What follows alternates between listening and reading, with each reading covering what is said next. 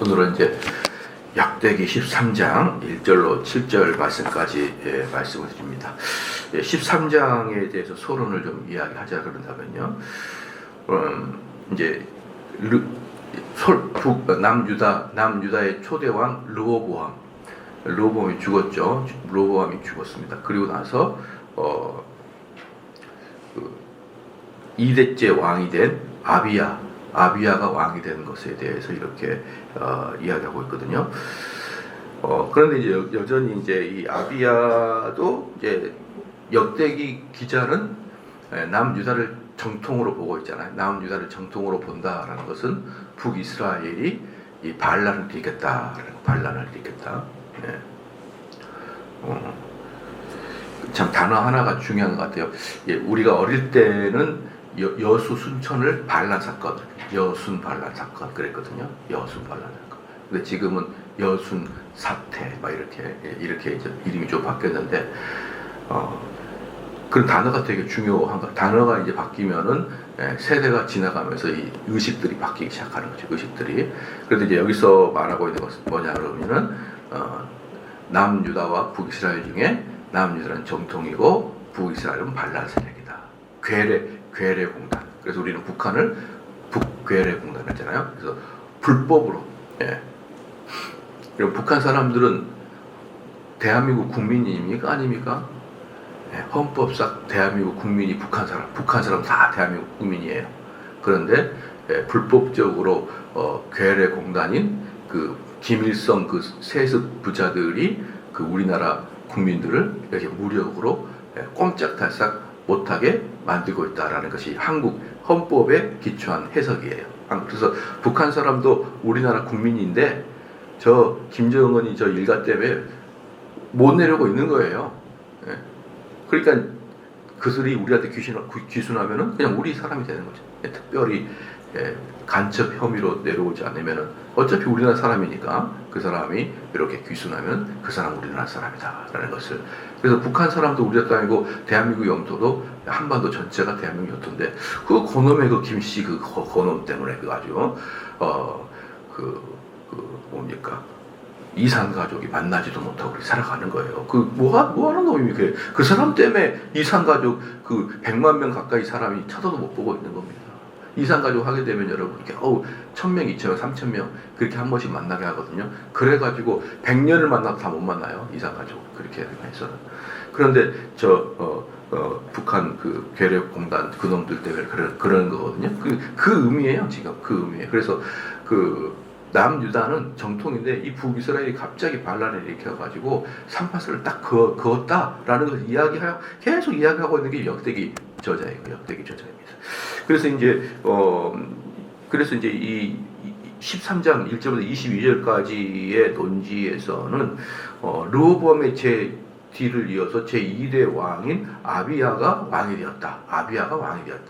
그래서 그 아비야 왕이 사실 되게 빨리 죽습니다. BC 913년에 왕이 돼요. 이 사람이.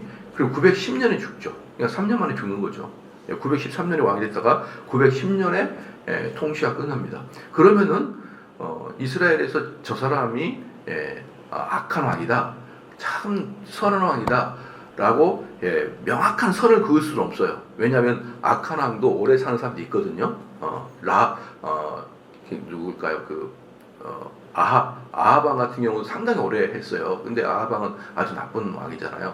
그러니까 아합 왕 오래 있었다고 해서 선한 왕이고 빨리 죽었다고 해서 악한 왕이다 100% 그럴 수는 없지만 전반적으로 거의 대부분 선한 왕은 오래 살았고 악한 왕은 빨리 죽었어요. 거의 대부분 100%는 아닌데. 그렇기 때문에 여기서 이 아비야 같은 경우도 3년 통치했기 때문에 무언의 알림표는 이 사람도 악한 사람이다라는 거예요. 이 사람도 악한 사람이다. 그런데 그래서 이 역대기 13장하고 그대로 연관되는 게 어디냐면 열왕기상 15장 1절부터 8절까지가 아비야에 대한 내용이거든요. 열왕기상 15장 1절부터 8절까지 내용이. 그런데 거기에서는 뭐라고 평가했냐 그러면 아비암과 여로보암 간에 긴 전쟁이 일어났다. 그렇게만 이야기를 해요. 북이스라엘은 여로보암 왕이고 남유다는 아비야 왕인데 이 둘이가 긴 전쟁을 하고 있었다라고만 간단하게 이야기하는데 여기서는 아주 구체적으로 남유다의 아비야 왕이 대승을 거뒀다. 그거 다 잘 나타나거든요. 나타납니다. 그런 것들. 그 이제 재밌는 게 뭐냐면은 그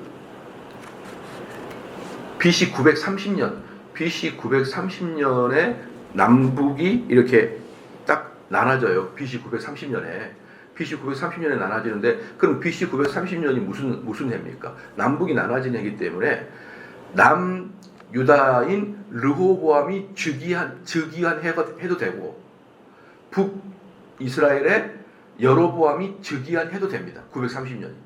그러니까 BC 930년이 남과 북이 나눠지는 해고 북쪽도 남쪽도 같이 왕이 시작하는 그 시기가 BC 930년이에요.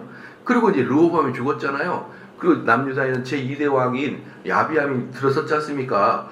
그렇기 때문에 북이스라엘은 여전히 여로보암이 건재하고 있었다는 것이죠. 여로보암이 건재하고 있었다라는 것을 우리 이제 볼 수가 있고, 그 다음에 이제 이 역대하 13장을 세 가지로 좀 그래서 주제로 본다 그러면요. 첫 번째 주제는 전쟁을 주재하시는 분은 하나님이시다. 전쟁을 주재하시는 분은 하나님이시다라는 것이죠.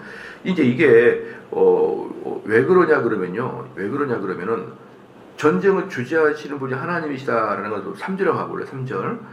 아비야는 싸움에 용감한 군사 40만 명을 택했잖아요. 40만 명. 그 다음에 여로보암은 큰 용사 80만 명을 택했잖아요. 그러니까 북이스라엘은 80만 명, 남유다는 40만 명. 그 배가 되는 군사였지만 북이스라엘은 완전히 그 여로보암이 재기불능한 상태로 이번에 완전히 깨져버리거든요. 그러니까 이런 걸 볼 때는 전쟁은 인간의 어떤 아이디어보다는 전쟁을 주관하신 분은 하나님이시고 그 하나님이 남유다와 함께 있기 때문에 숫자적으로 월등히 많았던 북이스라엘이 졌다. 그것을 이야기를 해주고 있는 것이에요. 그 다음에 이제 두 번째는 뭐냐 그러면 첫 번째는 전쟁을 주재하시는 분은 하나님이라는 것이고 두 번째는 뭐냐 그러면 남왕국과 북왕국의 신앙을 비교해줬어요. 신앙을 비교해줬습니다.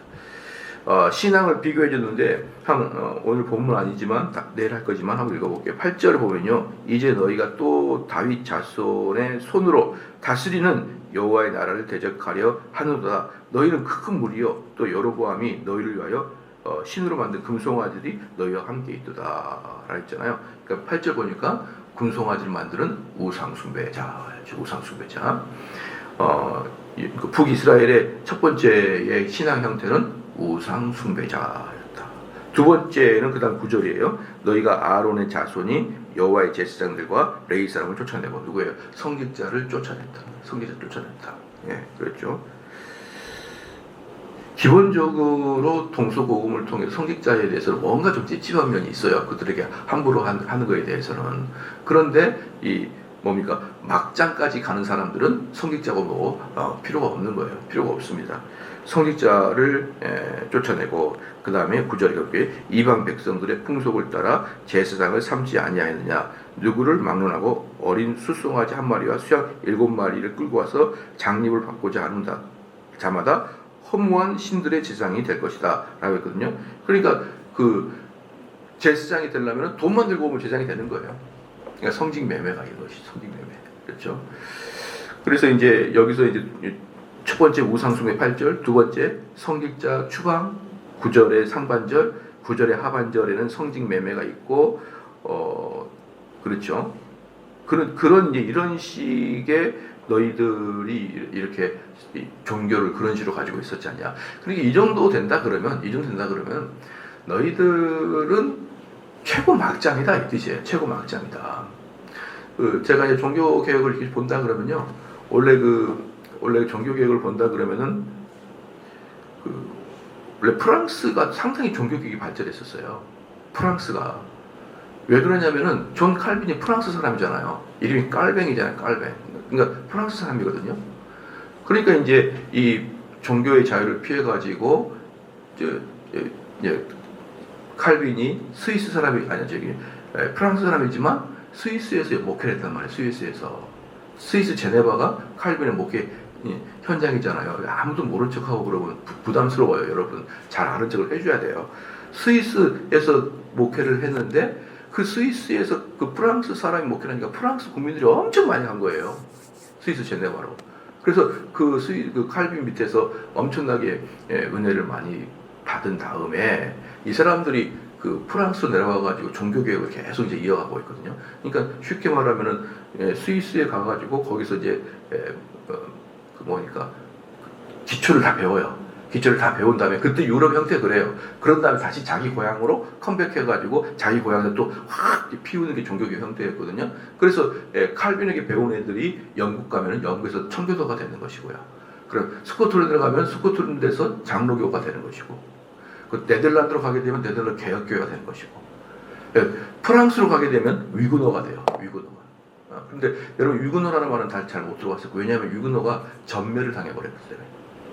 그래서 이제 이 프랑스의 이제 왕이 야 종교개혁자들 너희들이 무슨 말 하는지 한번 들어보자 그래가지고 걔네들을 모아서 하룻밤 만에 15,000명을 죽여버립니다.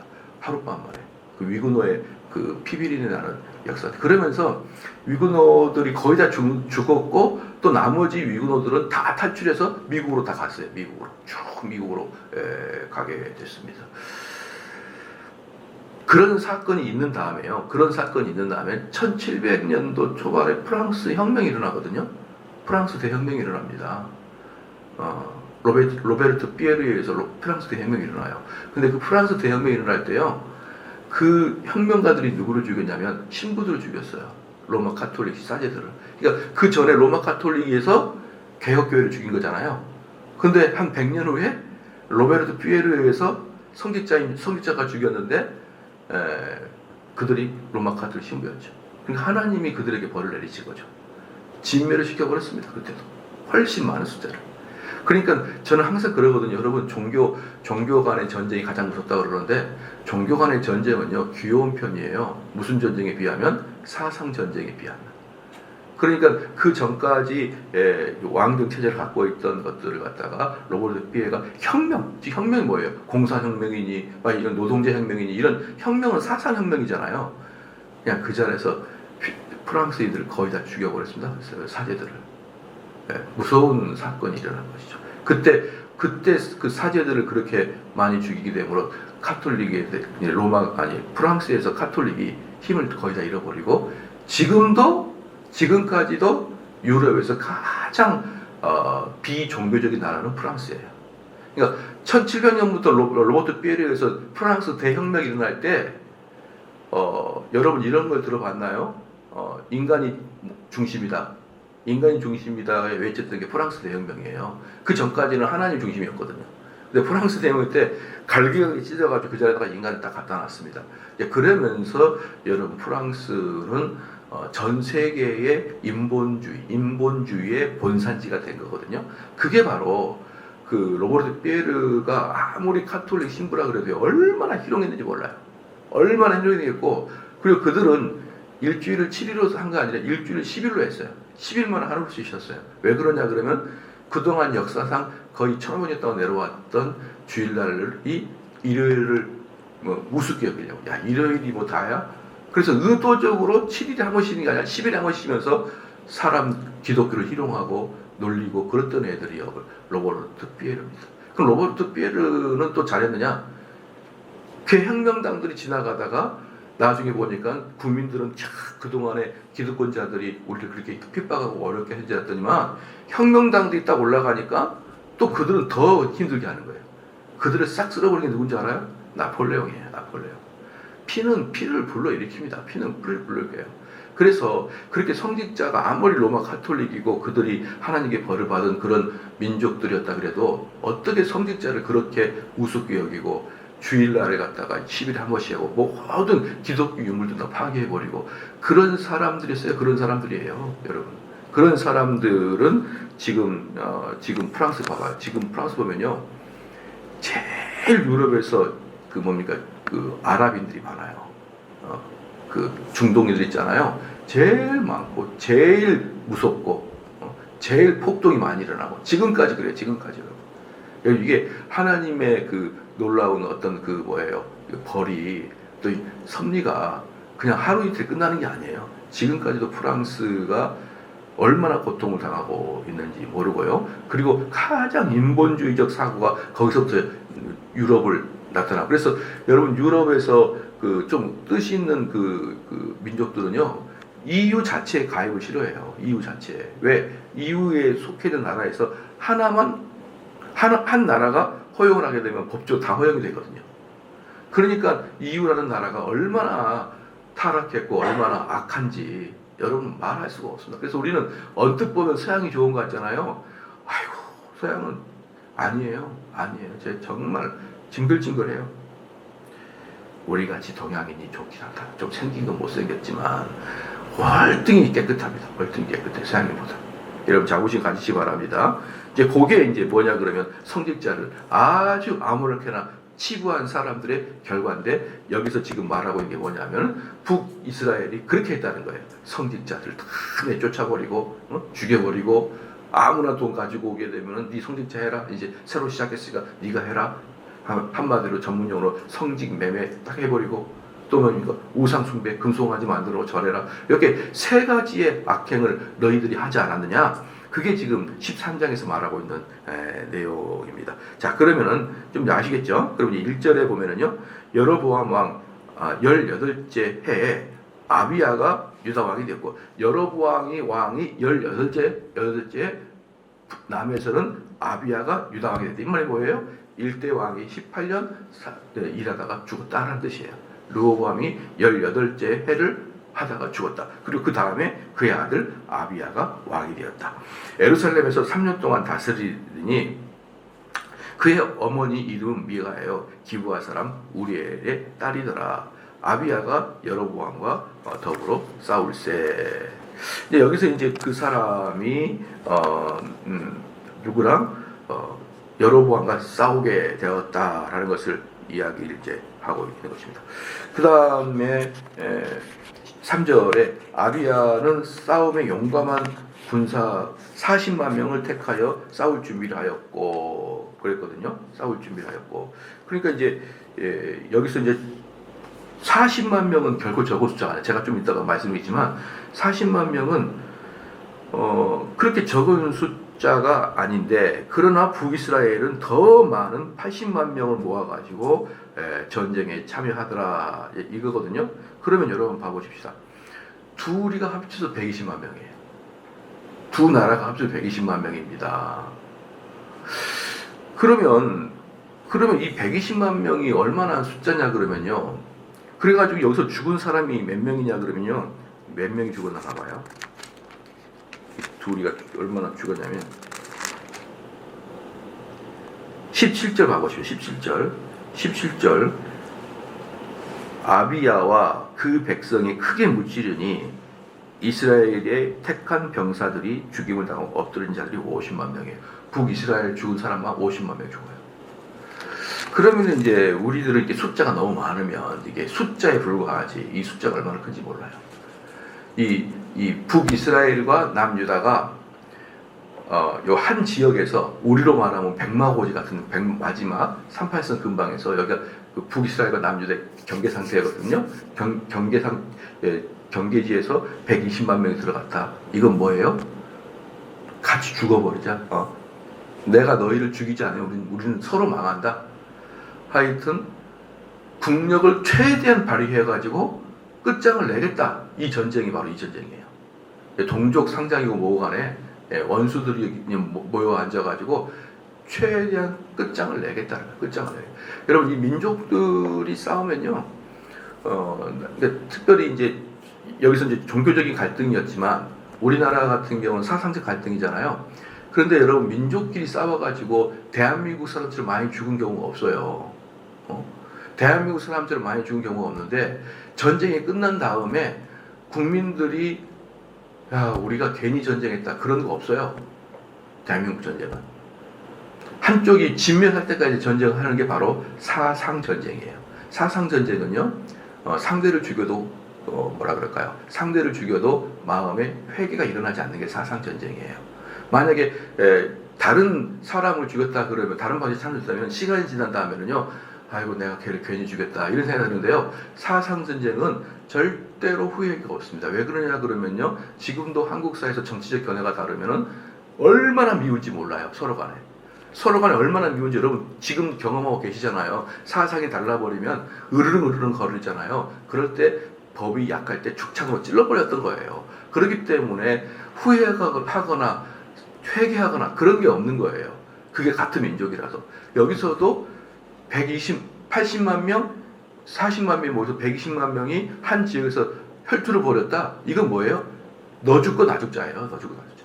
그러니까 이게 이제 그때부터는 이미 여로보암과 르호보암 당시 1대가 끝나고 2대 때부터는 어떤 거예요? 철천지 원수가 되어 있는 상태예요. 거기다가 북이스라엘이 50만 명이 죽었거든요. 이 50만 명은 얼마나 숫자냐 그러면요, 우리나라 6.25 때 남북한에 합쳐서 죽은 사람이 130만 명이에요.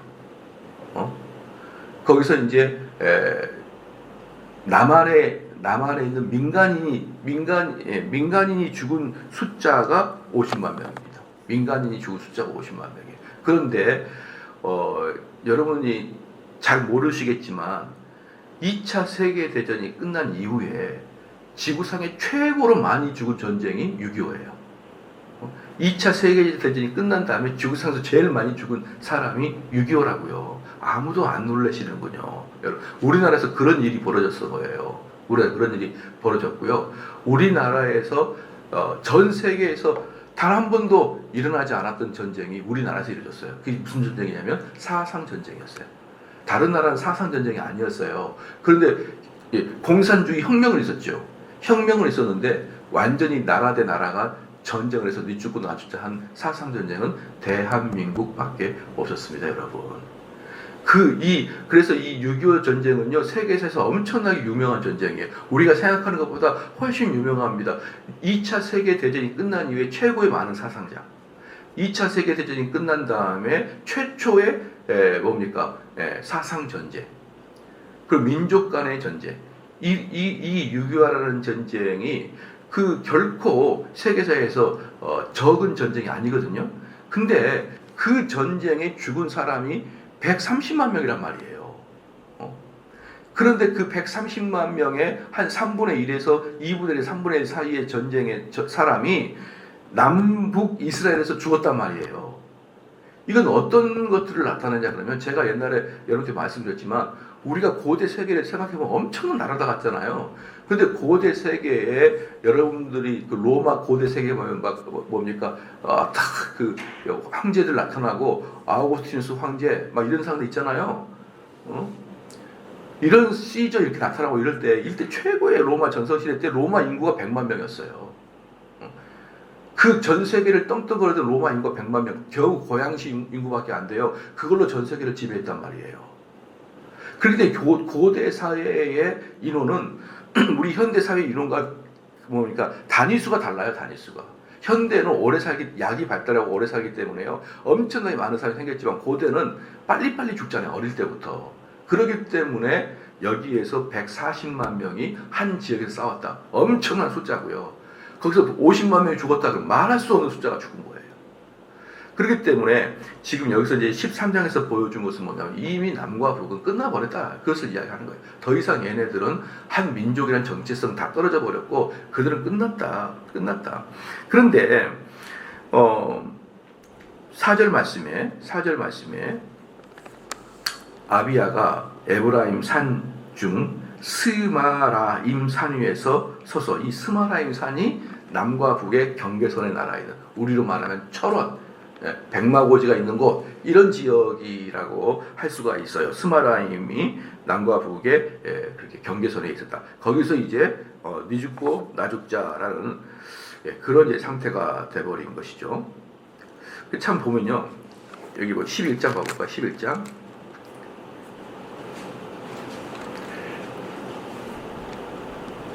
11장 1절 가보십시오. 11장 1절에 르호보암 왕이 군사를 모으는 게 나오거든요. 르호보암 왕이 북이스라엘 치러 가려고 군사를 모았어요. 그때 보니까 11장 1절에 르호보암이 예루살렘에 이르러 유다와 베냐민 족속을 모으니 택한 용사가 18만 명이라 이랬거든요.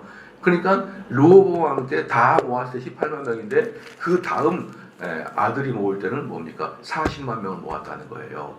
이 40만 명은 무슨 숫자냐 그러면 다윗이 전성기 때 모았던 숫자가 40만 명이에요. 그럼 여기서 여러분 뭘 할 수 있습니까? 그동안에 상당히 국력이 커졌다는 걸 알 수 있어요. 남유다는. 그럼 그 국력이 커진 처음에 왕일 때 18만 명 모았는데 두 번째 왕 때 40만 명 모았다. 그럼 이 숫자의 늘어남은 뭐 때문에 늘어난 거예요? 북이스라엘에서 탈출해가지고 남한으로 많이 내려왔잖아요. 기억하시죠? 북이스라엘의 경건한 자들, 레위 지파들, 제사장들, 또 그들의 신앙이 튀어난 평신도들, 이런 사람들이 남쪽으로 내려와가지고 자그만치 군사만 40만 명까지 모을 수 있는 엄청난 나라가 된 거죠. 그렇기 때문에 상당히 많은 숫자가 내려왔다는 것을 알 수가 있는 것이고요. 상당한 국력이 축적되어 있다는 것을 알 수가 있는 것이죠. 그래서 5절 말씀에 이스라엘 하나님 여호와께서 소금 언약으로 이스라엘 나라를 영원히 다윗과 그 자손에게 주신 것을 너희가 알 것 아니냐. 여기서 이제 보면은 소금 언약이라는 뜻이 뭐냐면 소금을 앞에 두고 언약을 맺는다 그런 뜻이에요. 그럼 소금이 무엇을 의미합니까? 변치 않는다라는 거잖아요. 방부제 역할을 하는 거잖아요. 그러니까 하나님께서 다윗과 변치 않는 언약을 맺었지 않냐 이 말이에요. 다윗하고 하나님이 언약을 맺어서 다윗의 계보를 통해서 그 왕들이 계속 이어나갈 것은 하나님의 예언 아니냐 이 말이에요. 하나님이 우리에게 주신 약속 아니냐, 언약 아니냐, 이렇게 지금 이야기를 하고 있거든요. 그런데 6절 말씀에 다윗의 아들 솔로몬이 신한 느밧의 아들 여로보암이 일어나 자기의 주를 배반하고, 그러니까 지금 북쪽에 있는 그 왕인 여로보암이라는 사람이 지금 18년 이상을 통치하고 있지만 사실 그 사람은 뭐예요? 솔로몬의 부하 아니었냐, 부하. 그 사람이 솔로몬의 부하가 아니었냐. 그러니까 쉽게 말하면은 아무리 여로보암이 자기의 정당성을 주장한다 그래도 그 쿠데타 아니냐 이 말이에요. 쿠데타 아니냐. 예? 그럼 무슨 말이 맞냐? 우리 한국 같은 데에서는 쿠데타 같은 경우는 승리하는 사람들의 역사이기 때문에 쿠데타를 성공하면 그 역사가 이어지는 거 맞아요. 인본주의적 관점에서는. 그럼 여기서 뭐예요? 너희들이 암만 승리하고 그래도 하나님의 언약에서 벗어난 거 아니냐 이 말이에요. 하나님의 언약에서 벗어난 거 아니냐. 비록 르호보암이 처리 없이 그렇게 아무렇게나 말을 해서 감정이 팍 상한다고 쳐도 그것 때문에 나라를 쿠데타를 일으켜서 새로 만들 만한 그런 명분이 되냐 이 말이에요. 명분이 되냐. 그 얘기를 지금 하고 있는 것입니다. 7절 보십시오. 남봉꾼과 잡배가 모여 따름으로 스스로 강하게 돼요. 근데 이 여로보암이 쿠데타를 일으킬 때 그 옆에 남봉꾼들과 잡배들이 모여가지고 그 여로보암을 힘을 확 실어줬다는 거예요. 그러니까 여기서 지금 무슨 말을 하냐 그러면 북이스라엘 전체가 너를 따른 거 아니다 이 말이에요. 북이스라엘 전체가 너를 따른 게 아니고 북이스라엘 전체 중에서 일정 그 정치적인 야욕이 강한 남봉꾼들 있잖아요. 정치적인 어떤 뭐라 그럴까요? 그런 낭인이나 정치적 낭인이라 그럴까요? 정치 아니면 할 거 없는 그런 낭인들이 모여가지고 딱한 그들을 뭐라고 한다? 남봉꾼과 잡배라고 표현한 거예요. 남봉과 잡배들과 모여 따름으로 스스로 강하게 되어 솔로몬의 아들 르호보암을 대적하였으나 그때 르호보암이 어리고 마음이 연약하여. 그때 뭐냐면 르호보암이 지혜가 없었다는 거예요. 르호보암이. 그러니까 제가 지난번에 말씀했지만 르호보암은 이해할 수 없는 말을 하는 거예요. 그러니까 자기 아버지임에도 불구하고 아비야가 자기 아버지를 뭐라고 한다? 그가 어리석었다는 거예요. 르호보암이 어리석었다. 르호보암이 어리고 마음이 연약하였으나 그때 르호보암이 그들의 입을 능히 막지 못하였느냐. 그럼에도 불구하고 뭐라는 거예요. 그럼에도 불구하고 아무리 그 사람이 어리석어도 그 사람이 내쫓을 반역할 근거가 되냐 이 말이에요. 근거가 되냐. 제가 이제 옛날에 이제 박근혜 대통령 탄핵 때 제가 우리 교회에서 그런 얘기 많이 했었어요. 박근혜 대통령이 박근혜 대통령 탄핵의 핵심이 뭐냐 그러면 저 여자가 뚱뚱한 여자 누구예요? 최모 그 여성 있잖아요. 그 여성의 그 뭐라 그럴까요?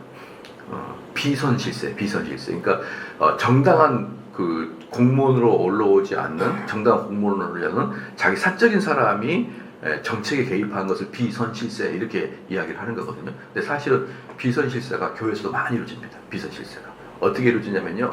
교회 이제 뭐 교회랑 정부는 비교할 수 없지만 교회에서의 라인은 뭐냐면 사역자 라인과 장로 라인이 있어요. 장로와 사역자 라인을 통해서 교회가 운영이 돼야 정당한데 누가 개입을 하냐면 사모가 개입을 해요. 사모 정치 교회가 많아요. 여보, 오늘 김권수 이번에 김필사 권사가 돼야 될 거 아니에요, 여보? 막 이러면은 하면서 이렇게 하는 이제 머저리 같은 목사들이 이제 생기는 거죠. 저는 그걸 목회 현장의 비선실세라 이렇게 얘기합니다. 여러분 그 목회 현장에서요. 제가 누굽니까? 우리 할아버지가 전도사, 우리 아버지가 목사, 내가 목사예요. 목사 중에서는 뼈대가 장뼈가 굵죠. 우리 할아버지는 곧바로 위가 선교사니까 우리는 태어날 때부터 사역자 집안에 태어났으니까 60살, 70살보다 제가 더 목회를 잘 알아요. 제가 목회를. 그런데 어떤 교회든지 안에 입김이 센 사모 입김이 센 교회는 망합니다. 망해요. 망합니다. 그리고 교인들은 사모가 교회를 좌지우지하가 금방 알아요. 왜 그러냐면은 교인들이 사모한테 상담을 해요. 사모님, 제가 이렇게 홍길동 집사람 제가 이렇게 어려움이 있습니다. 그러면 며칠 후에 목사님 설교에서 그 말이 나와요. 사모한테 상담했는데 그 목사님에게서 나와 말이. 그래서 금방 알아요. 우리 교회는 사모님이 실세다. 사모님이 실세다.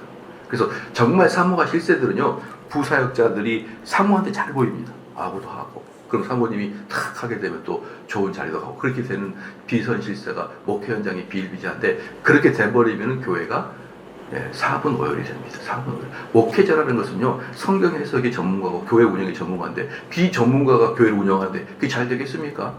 그게 바로 비선실세예요. 그런데 박근혜 대통령은 그 비선실세가 있다는 게 바로 쿠데타의 핵심이었던 거예요. 그 탄핵의 핵심이었던 거예요. 그때 제가 얘기했던 거예요. 박근혜 대통령이 잘못했지만 그건 탄핵감은 아니다.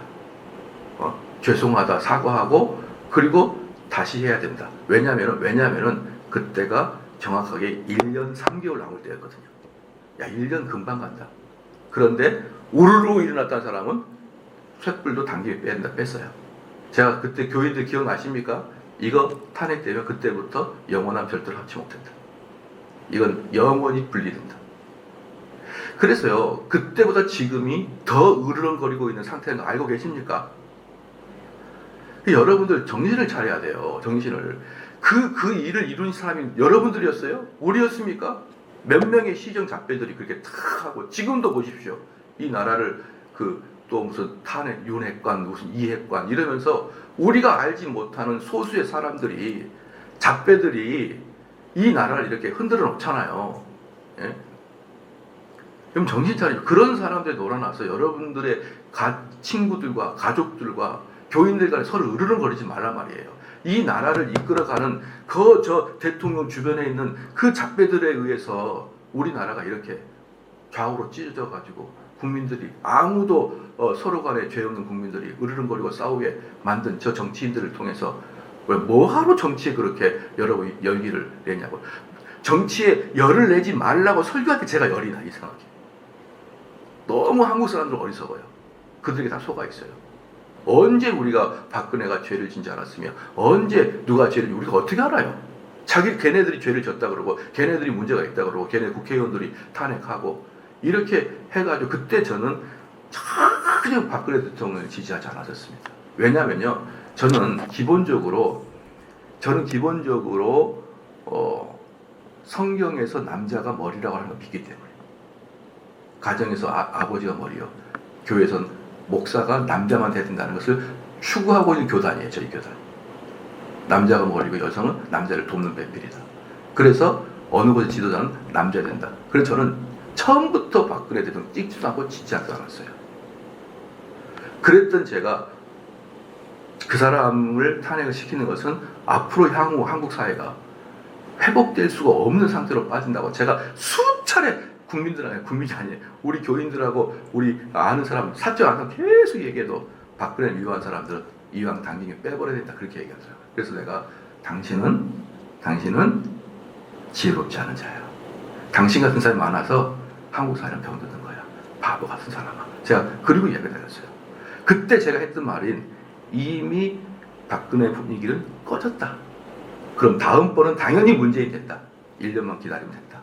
근데 그들은 1년이 보통 짧은 시간, 긴 시간이 아니다. 1년 만에 어떻게 분위기가 바뀐지 모르다. 이번에 뺀 김에 문재인 시켜야 된다. 이 싸움이 5년 전 일이었어요. 그래서 여러분 지금은 서로 회복 단계가 안 됩니다. 그래서 제가 여러분께 부탁드리고 싶은 것은 뭐냐면, 정치하는 사람들은 누가 하는 거냐면요, 정치 말고 할 일이 별로 없는 사람이 정치합니다. 우리 눈에는 정치가들 딱 보이잖아요. 윤핵관이고 탄핵관, 이핵관이고 뭐 문고리 사이가 이런 분이 보이잖아요. 이런 분들은 얼굴 마담이에요. 그 뒤에서 이 전부 다 일을 진행하는 애들은 여러분 잘 모르는 애들이에요. 그런 애들이 누구냐 그러면 정치 말고 할 게 별로 없어요. 그게 바로 정치낭인, 정치 몰입 애들이에요. 근데 그네들이 우리나라를 이끌고 있는 거예요. 이거 똑같은 말이에요. 지금 이 아비야가 잡배들이 이렇게 했다고 하는 거 아니에요. 그래, 여로보암이 잘못한 건 맞아요. 근데 여로보암 부추기고 힘을 모았더니 누구냐 이 말이에요. 여로보암 밑에 신하들 아니야 이 말이에요. 너희들 때문에 남북이 나눠졌고 너희들 때문에 지금 120만 명이 이 산지에 모여가지고 전투하고 있는 거 아니냐. 이 이야기를 쫙 12절까지 합니다. 이 아비야가. 우리 전쟁이 왜 이렇게 전쟁이 일어났냐. 우리는 당연히 다윗이 하나님께 언약을 맺어서 다윗 언약 때문에 모여가지고 비록 르호보암이 말실수를 하고 실책을 범하고 비선실세를 했어도 라인은 합법적인 사람은 다윗 계보 아니냐 이 말이에요. 그렇기 때문에 너희들은 불법이야 이렇게 얘기했던 거예요. 제가 그때 이제 사람들한테 막 말합니다. 어때요? 만약에 홍길동 씨 어떻습니까? 제가 그때 얘기했던 게 딱 맞죠. 그때 그 사람 탄핵당하면 대한민국은 합치할 수 없는 상태로 됩니다. 이번에 그래가지고 윤 대통령이 딱 되자마자 지금 3개월 됐는데 지금도 탄핵의 이야기가 나오기 시작합니다. 지금부터. 저는 이번에도 한번 탄핵을 당해봤으면 좋겠어요. 이 나라가 어떻게 되게 한번. 다음에 혹시라도 이재명이 되면 이 운동이 안 일어날까요? 참 저는 우리나라 사람들이 너무 어리석어요. 제가 그렇게 말했던 건 누구냐면요, 70대 어른한테 얘기했어요.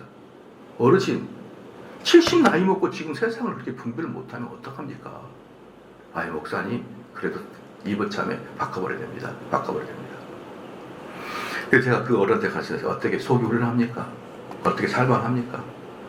여러분 착각하지 마세요. 착각하지 마세요. 그 정치 때문에 여러분 기분 상하지 마세요. 아시겠죠? 어떻게 기분 좀 상하신 것 같기도 하고 그러는. 시정작별 몰입애들이 하는 게 정치예요. 그런 놈들이 하는 걸 가지고 여러분같이 고귀한 새벽에 나와서 기도하는 분들이 마음이 흔들린다고요.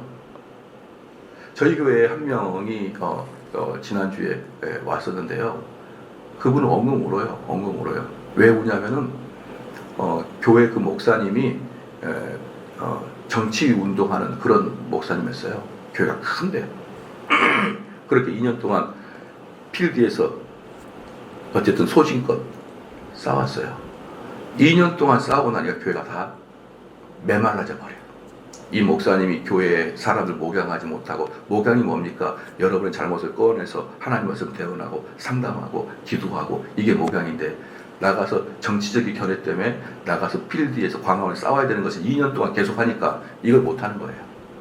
교회가 바삭바삭해져 버렸습니다. 그래서 옮겼어요. 계속 대화할 때 울어버려요. 우리 영혼은 뭔데? 우리 영혼은 어딘지 모르겠어요. 비록 저는 우리 목사님이 정말 중요한 일하고 국가적인 의미가 있는 일을 한다고 하지만 우리들의 영혼은 너무 갈급합니다. 여러분 교회는 그런 정치 같은데 여러분 신경을 어떤 정치인이 옳다 이것은 여러분이 판단해야 되죠. 근데 그거에다 감정까지 삽입해가지고 시정 몰입애들이 하는 것에 여러분이 따라다닌다 그러면 우리 인격은 뭐가 되고 우리 그리스도인의 지체는 뭐가 됩니까? 여러분 아시겠죠? 예. 기도하시겠습니다. 하나님 아버지 감사합니다.